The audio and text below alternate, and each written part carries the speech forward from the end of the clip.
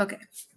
Welcome to our STEAM Career Exploration Series. Today we have Dr. Oyejayo, Dr. O for short, and he's going to share something about his career in medicine with us. Thank you for being here. All right. Thank you for inviting me, and thank you for everyone who's out there listening. I am a Dr. O. All my patients call me Dr. O, and I am a radiation oncologist. That is one of the specialties that is involved with treating cancer. So there are three specialties that are traditionally used to treat cancer. Before I go into those three specialties, let me just say cancer is sort of is a disease that's the hallmark of the disease is uncontrolled growth of certain cells in the body that have the ability to not only invade the tissue where they started, but spread to distant parts of the body. We probably, well, maybe depending on how old you are, have at least known one person or friend in our lives who've had a cancer. So it's a very common disease. As a matter of fact, that's in some ways how I decided to go into radiation oncology. It's a little bit of a mysterious field, and I thought when I was in residency, it would be a good idea to learn about oncology, because at the time when I was thinking about surgery, or to a lesser extent emergency medicine or our primary care field, I thought there was always going to be a patient, or there would always be there would be frequently patients in my future who would have cancer, and it would be helpful to understand their treatment options. I'll talk a little bit about how I became a radiation oncologist in a second. But anyways, so the three main specialties that treat cancer are surgery. I think this is the most obvious of the three. I think this is what we all think about when we think about how to treat a cancer: removing a tumor from the body or part of the body that has a tumor in it. Then there's drug therapy. Drug therapy is generally chemotherapy, but it's also drugs like hormonal therapy, hormones that have some sort of anti-cancer effect. Nowadays, especially for lung cancer, immunotherapy, which essentially is using the body's own immune system to attack cancer cells or cells in general. Medical oncology or chemotherapy doctors, they use drugs, many different types of drugs, not just the traditional chemotherapy drugs, to treat cancer. And then what I do in my field is radiation oncology. We are involved with using energy in a very broad sense to treat cancer. The most common way we use energy to treat cancer is using an X-ray beam. So an X-ray beam is, I imagine a lot of us have had an X-ray in our lives, a CAT scan, a chest X-ray, well, maybe not a mammogram, but a lot of us have. And those X-rays are basically diagnostic X-rays. They take a picture of an area, and their energy is measured in about 1,000 units, 1,000 kilojoules, I believe. So when I use radiation to treat, or an X-ray to treat cancer, I'm using an X-ray beam, but it's, instead of 1,000 units of energy, it's 1,000,000 units of energy. So multiple, 1,000 times stronger. And much like anything else, the stronger you make something, it has a different effect on whatever you're doing. You could think of radiation as the difference between a X-ray and the radiation we use to treat cancer as a difference between shining a flashlight at a wall and taking a laser and flashing it at the same spot. The laser is stronger, we'll just say, than a flashlight, and instead of just illuminating the area, it potentially could put a hole in the wall. So what radiation is doing is causing chemical reactions. This X-ray beam, as it enters the body, triggers chemical reactions, and these chemical reactions cause damage to the cells in a particular area. It's just a little bit of damage. It doesn't really change the nature of the cells dramatically. But we give radiation multiple times, Monday through Friday, 5 days a week for up to 8 weeks. And every time we give radiation, we're causing more and more damage to the cancer cells. And not to get too drony on here, but essentially the radiation preferentially kills cancer cells and leaves normal cells alone. So to to sum up, radiation is just preferentially damaging to cancer cells. And this is a little model. I hope it is centered well of our machine. This machine is called a linear accelerator. It is basically just a souped up X-ray machine. A patient who's getting treated would be lying on this table, and this table moves in many different directions. The radiation beam comes out of this part here, and it will also have the ability to rotate around different angles. This one is a little stiff. So the patient will be lying here, and the radiation beam would treat from, I don't really have the right dexterity to do it, but from many different angles. I do have a couple of photos. If I figure out how to share my screen, then I can hopefully illuminate this better. So let's see, what was I saying about radiation? So anyways, radiation is one of the 3 specialties involved in treating cancer. How I guess one of the questions was how I became a physician. So so when I was really young, I think I was probably in 3rd grade or 4th grade, my first memory of what I wanted to do when I grew up was to be an astronaut. I think I always had an affinity for science and for things science-y, like science fiction. I used to subscribe to magazines. No one subscribes to magazines anymore, but I used to subscribe to magazines called Discover, Scientific American, and most of the topics were well above my head, but I thought it was always fascinating to read these stories. And as I grew, it was clear that I wasn't going to become an astronaut, but I became, I was always had an affinity for science, and I like science. And in high school, I worked with an actual scientist and who was connected to there's a college next to my high school. I worked in his lab. And I think up until then, we didn't have in the 80s in New York City the equivalent of STEAM schools or STEM curriculum. I did go to a school that had, sort of a science background, but we didn't get exposed to things like engineering or computer programming. It was 40 years ago. There wasn't really an organized curriculum about trying to introduce people to these different sciences. But I can't remember how, but somehow I got to work with our actual scientist and did bench research and, grew bacteria. I can't even remember what the research was about, but spent a couple of years working there, and it was clear that I wasn't interested in bench science. I wasn't interested in being in a lab all day long doing actual, basic science. And if you're, I don't know, smart and you like being around people and you're good at science, I guess it was at that time kind of easy enough to say I'll become a doctor.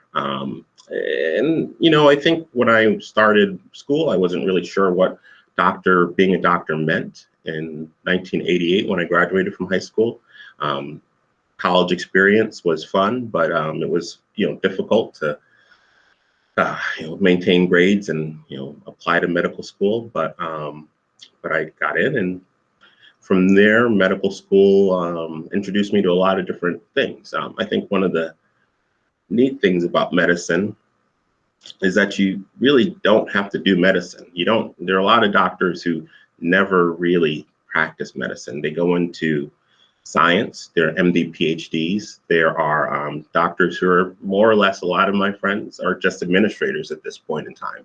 Medicine was sort of a stepping stone to becoming an administrator in a hospital setting. Within medicine itself, there are specialties where you really don't see patients. All you're doing is reading x-rays or reading slides if you're a pathologist. So you spend a good couple of years in medical school just learning basic science, basic medicine, And then eventually you get to sort of decide what you want to specialize in or what you want to do a residency in more specifically. And for me, I kind of gravitated to surgery. I thought I was probably the right temperament for surgery, for being a surgeon. But as I alluded to earlier, I thought it would be interesting to know a little bit about cancer and be able to figure out how it might impact my future patients. So I did a rotation in radiation oncology. And radiation oncology back then, probably still is, pretty mysterious field, pretty small field. We're usually in the basement somewhere away from the main hospital. No one really knows how we work or what we're doing. And when I got down there, it appealed to a lot of the things that I grew up liking. Computers. A lot of what we do on a day-to-day basis is using a specialized computer program to plan the radiation, the beams of radiation, how they interact with the body, and how they will deliver the treatment to a particular area in the body. And I think I have a couple of not slides so much as pictures that kind of demonstrate that down the road. You know, in a lot of ways, radiation is the intersection of 3 or 4 different specialties or sciences. There's biology, there's physics, because the X-ray beam is, you know, the only way we know how to model what the X-ray beam is doing in the body is through the works of physicists that are super smart, and chemistry, how the physics of the beam interacts with biology to create a chemical reaction. It's pretty interesting. I don't know if I'm giving it a really appropriate level of interest here, but what really actually sold me on radiation oncology was when I was in my 4-week rotation. There was one of the doctors who was away, and he came back the last week, and he was treated lung cancer, and he had been away for 3 weeks. And he was going to leave, actually, the department. He was taking a job, or he was becoming the chairman at a different hospital. And he told his, I went in with him with a patient, one of his long-term patients, and he told her, she had lung cancer many years in the past, and he told her, Mrs. X, I'm going to be leaving. I'm going to leave you with the only person I think in this department who might be smarter than me, and that's my boss, Dr. Lichter, and you'll be in good hands with him. And I remember she just basically started crying and said, no, you're my doctor. I don't trust anyone else to, you saved my life, essentially. I don't trust anyone else to do that for me. And he assured her, you know, you'll be in good hands. And what struck me is up until then, unfortunately, medicine can be kind of cold at times. You know, you don't always bond with every patient. Every patient doesn't always love you. You don't always have the time to really spend with each patient that they might deserve. And I would say for the first time in my clinical years, I saw a doctor-patient relationship that I would want to duplicate. It's not to say it doesn't happen in other specialties, but I hadn't seen it in other specialties as of yet. What struck me was that despite this super technical field where you're dealing with million-dollar machines, you're manipulating X-rays, pointing them at different people, dealing with a disease that's very devastating for us, for a lot of people. There was a connection between physician and patient that I didn't see often up until then. So I chose it, and I've been happy ever since. Let's see. I'm trying to think what other questions I can address. I think some of the students might want to know, they're curious because you're in the medical field, like right now with the pandemic going on. How are you affected by COVID, or how have you found this last year with the pandemic going on? Well, yeah, it certainly has upturned all our lives, changed how we practice, even mundane things like going to the grocery stores, and it's no less true for us. Sort of the most immediate change was that we had some concerns about who we could let into the department to see us.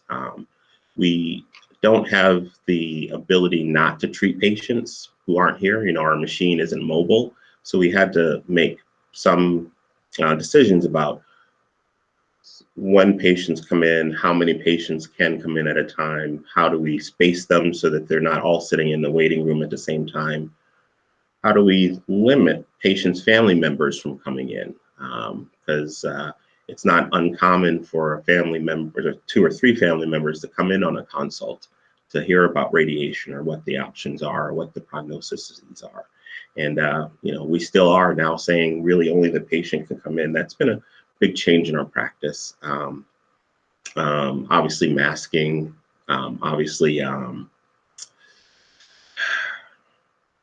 some level, how we interpret symptoms. You know, not every cough is COVID necessarily, but certainly in the early days of our operations, whenever we saw an abnormal chest x-ray, we would get really nervous. Last July, you know, we would easily, you know, hear a cough or have someone have a slight fever. And at that time, that patient would have to take 2 weeks off because testing wasn't really available and widely available. And that's difficult, you know, when you're treating cancer, to say, well, we're not going to treat your cancer for 2 weeks because we're more afraid of COVID than we are of your cancer getting worse. So that was a change. We don't really do that as much anymore. That is a big of a concern. What's changed on a more global level was last July and August. A lot of places, a lot of hospitals weren't doing normal screening. Mammograms dropped off, colonoscopies dropped off. If you had, like, let's say, a little bit of a tickle in the back of your throat, it was easy enough to say, I can't get in to see a doctor right now. I'll see her or him in several months. And there was a lot of delays in diagnoses and subsequent delays in treatments. It's a little bit debatable. I haven't really paid attention to the studies, but people have said that those delays will probably lead to increase mortality of patients, of you know, at least delay in diagnosis and potentially increase mortality. But you know, because we do have to be here to see patients, we're still working. We still work throughout the early parts of the pandemic. We more or less, the biggest change was just how we saw patients and who was allowed into the department at any given time.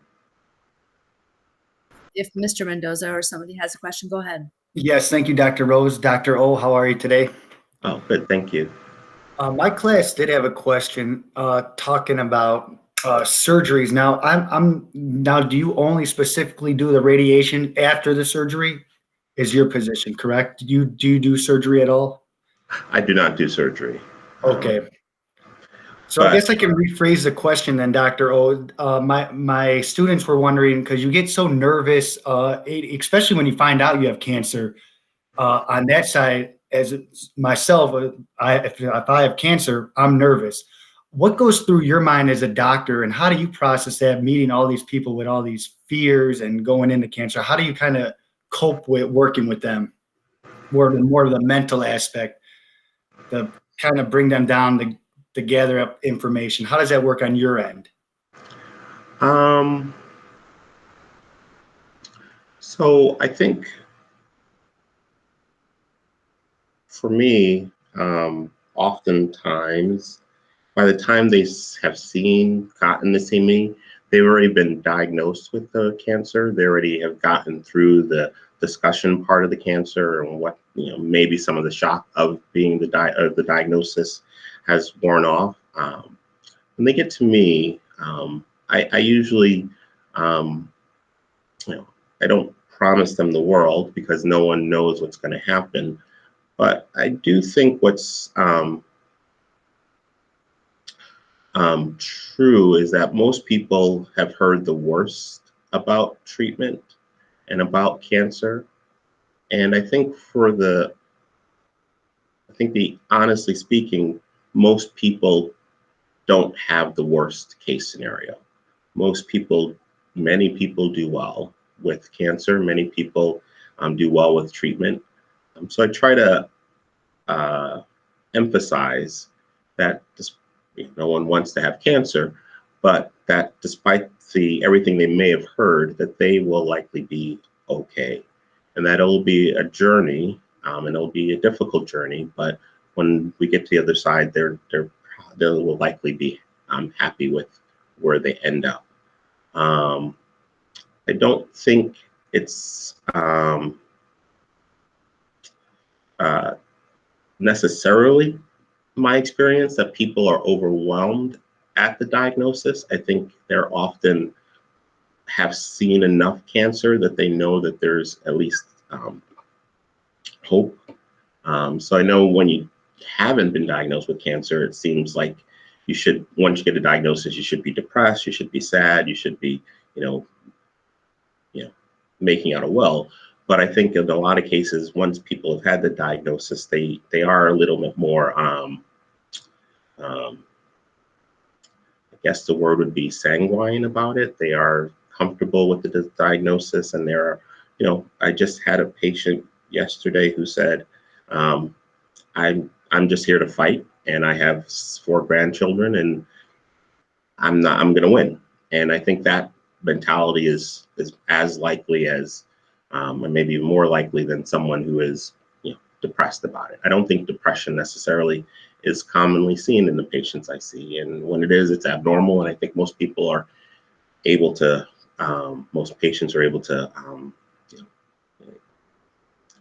not put a stiff upper lip like they're pretending, but they are able to sort of work through the challenge and meet it head on. Yes, we can see it. Okay, so this is a CAT scan of a lung cancer patient. CAT scans are basically slices of the body, radiographic slices of the body. This white thing here, if you can see my cursor, is the tumor, or is a tumor. And this would probably be found on someone who is coughing or is losing weight or coughing up blood.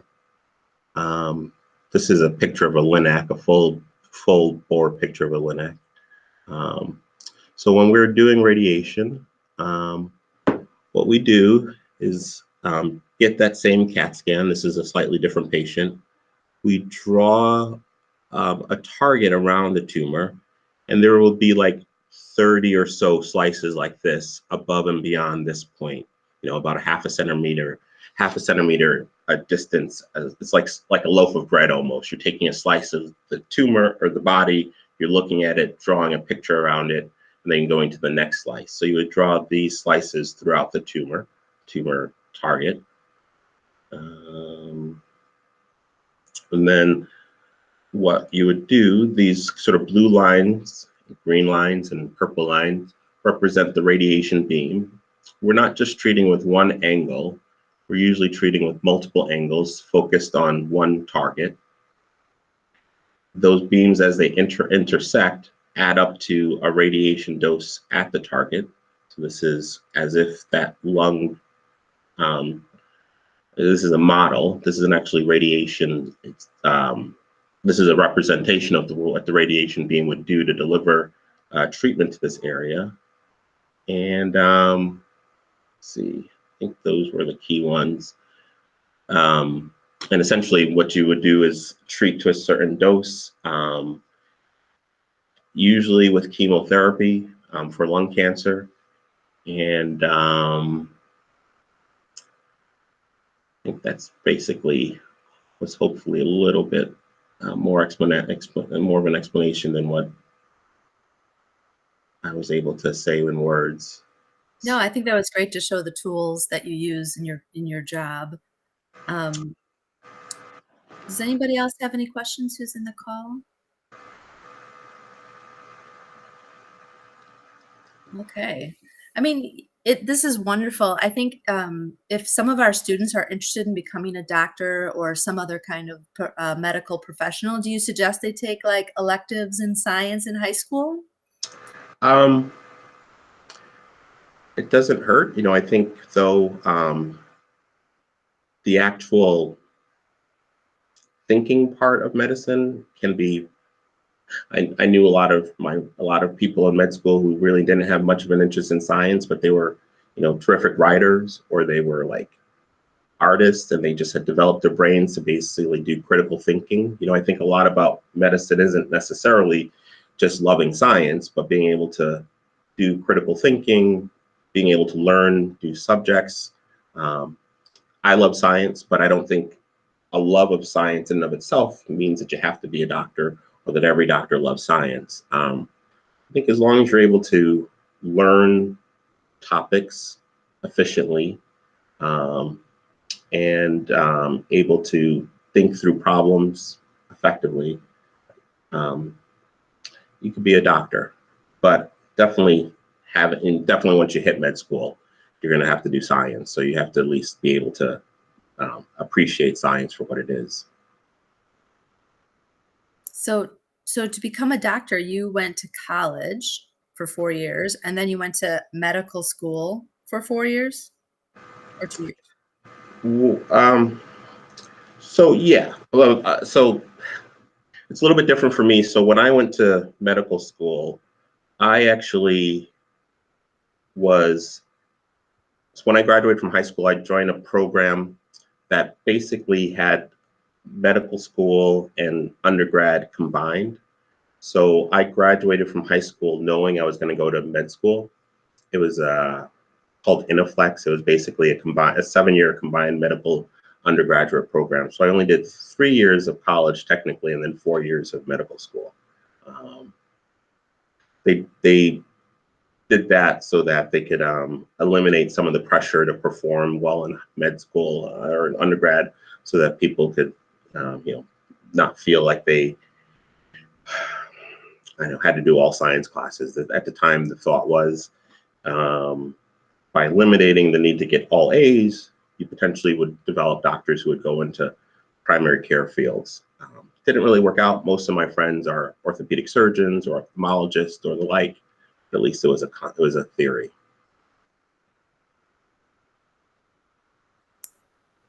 Awesome. Generally, yes. The plan is 4 years of med school, 4 years of undergrad, and then eventually med school. You don't have to go right after the other. A lot of people I know took a couple of years off, worked, did a PhD, did research. So there are a lot of pathways to med school. Okay. Ms. Joseph, do you have a question? Yeah, I did have a question. You were talking about doctors. One of your prior doctors formed a relationship with a patient, like how a patient becomes comfortable with a specific doctor. Because I know my mother is like that with her doctors. Have you had that kind of situation?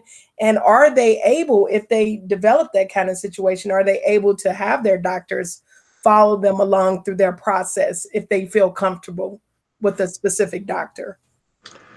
Yeah, I definitely have had patients who I care for all my patients, but I definitely have had patients who, we bonded more for whatever reason. We're friendly with each other, not just friends.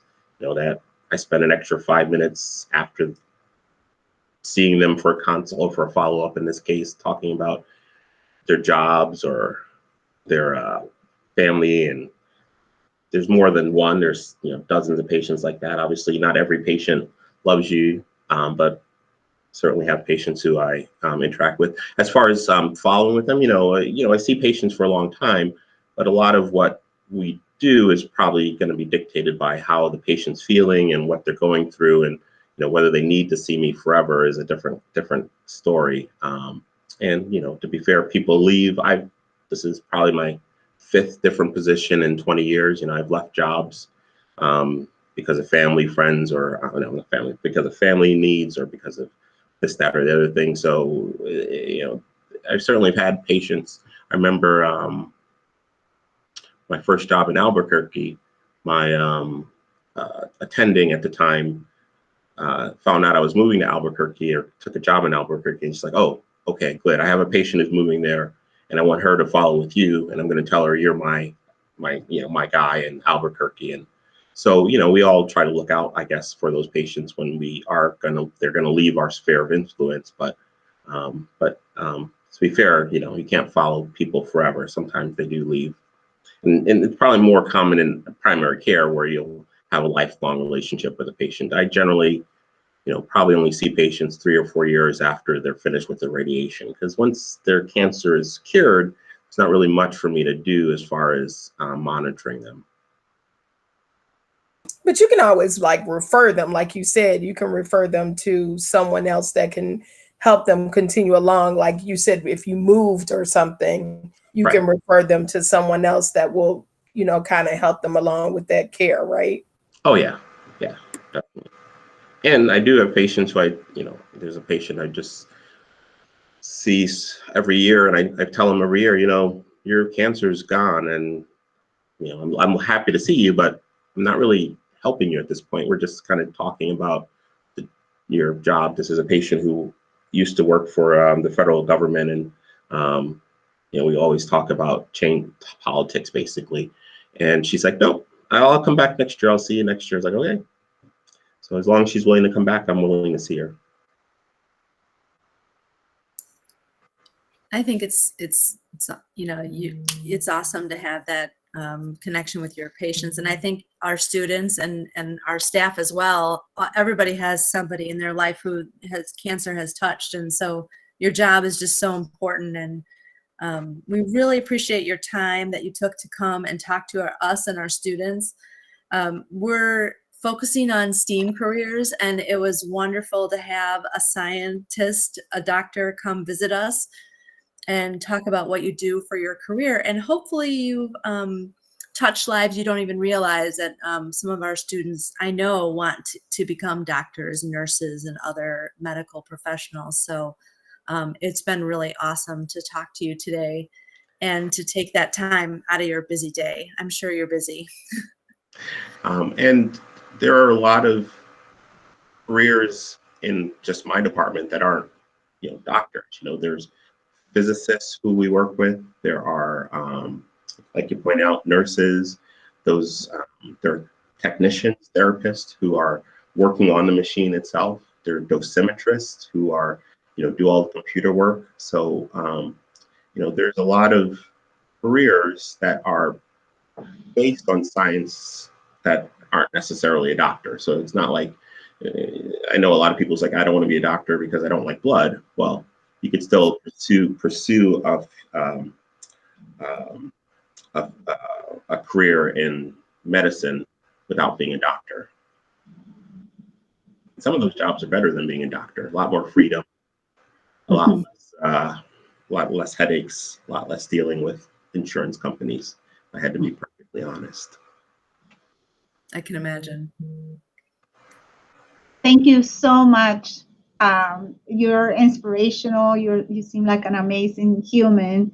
And that's what Ms. Pafsner said about you. She was right on the money. Thank you so much for the time that you took to be with us. Well, thank you for listening. Hopefully I wasn't too rambly, and I enjoyed talking with everybody, and good luck in everybody's future endeavors, and have a great weekend. Thank you. Chicago pin, probably can't see it here, but Yes, thank you so much. Thanks, Don.